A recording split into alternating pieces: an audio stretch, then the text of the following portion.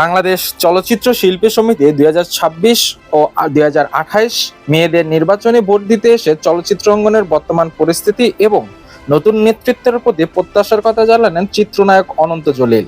তার মতে নির্বাচন যেন প্যানেলই জয় হোক না কেন, তাদের মূল লক্ষ্য হওয়া উচিত এফডিসিকে আরও প্রাণবন্ত করে তোলা।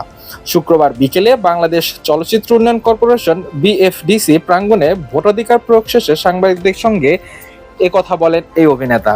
এবার নির্বাচনে তারকা প্রার্থীর সংখ্যা কম এবং অনেক পরিচিত শিল্পী ভোট দিতেও আসেননি এমন প্রশ্নের জবাবে অনন্ত বলেন, অনেকেই ব্যস্ত হয়ে পড়েছেন, সময় দিতে পারছেন না, কিন্তু এখন কেউ কেউ নিজেদের মূল্যবান সময়ে শিল্পী সমিতির জন্য দিচ্ছেন।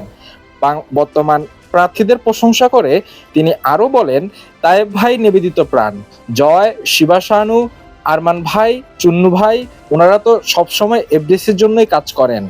তারা এফডিসি নিয়ে সব সময় কাজ করেন, তারাই নির্বাচনে দাঁড়িয়েছেন, তারাই জিতুক না কেন, তারা এফডিসি নিয়ে কাজ শুরু করুক।